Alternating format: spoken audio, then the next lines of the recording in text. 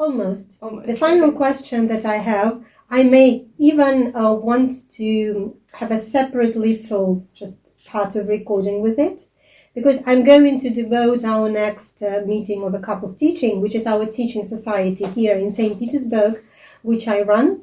I have a bunch of teachers, devoted teachers, inspired teachers, teachers searching for constant development.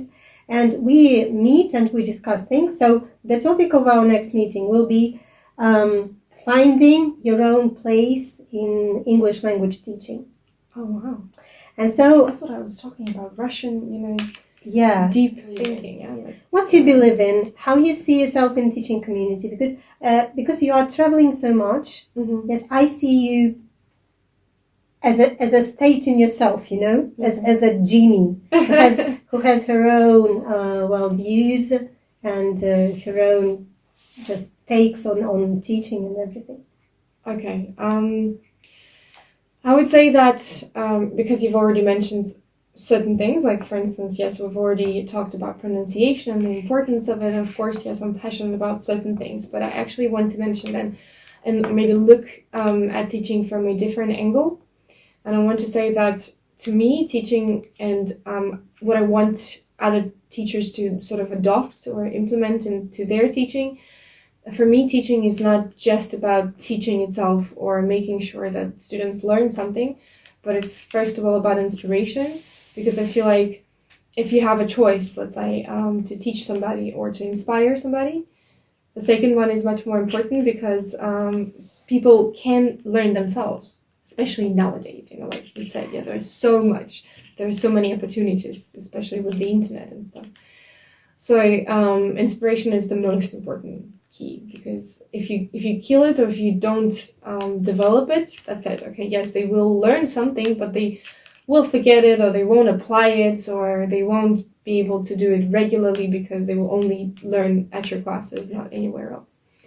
And the second thing is, especially with regards to kids, like kids and teenagers, I feel like teachers' responsibility, and possibly one of the most important responsibilities, to help them become better people, not just teaching. But I feel like lots of teachers, maybe because they didn't want to be teachers in the first place and they don't really like children and they're not patient enough, but they kind of disregard the fact that they're also people and they have their own problems, they have their own weaknesses, strengths, worries, especially children and teenagers in our world, when they don't really get much support from students, from peers, from their parents sometimes, unfortunately.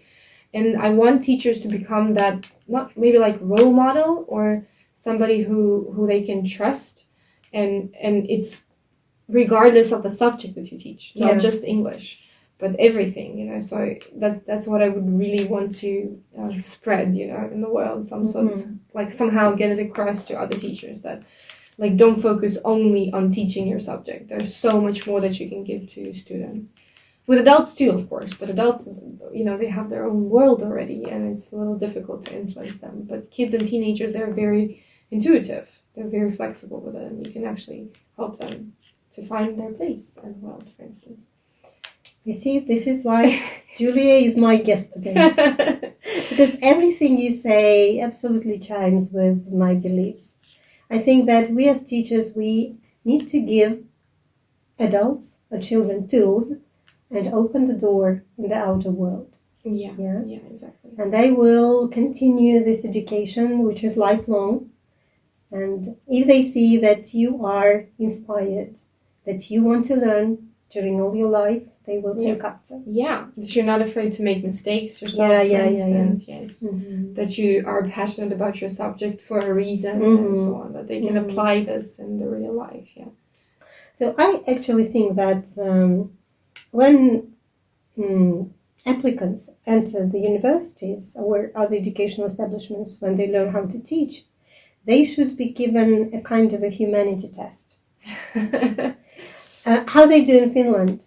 They ask, after all those tests and exams, they ask them one question: why have you decided to become a teacher? And if they see from your answer that you are not ready, you're not accepted. But what if they can lie?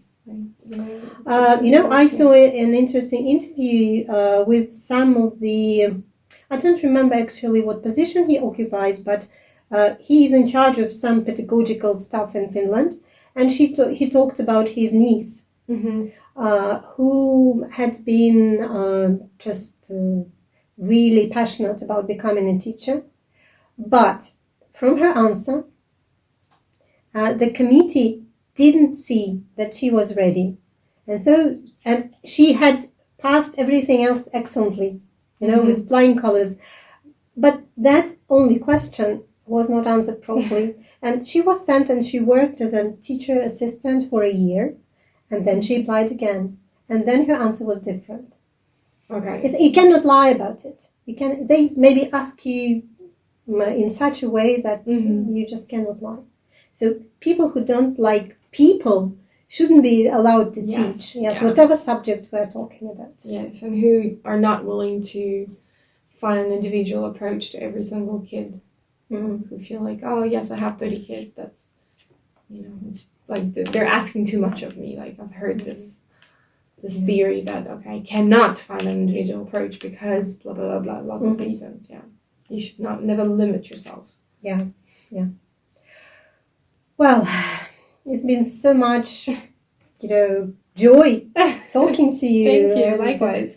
I like it very much, and hopefully when you are back in St. Petersburg, because I know that you're going to go again, you will join some cup of teaching. Yeah, I would love to. Yeah, absolutely. Yes, invite me, please. Thank you very much, guys, for your Thank attention. You. Yeah, stay with us.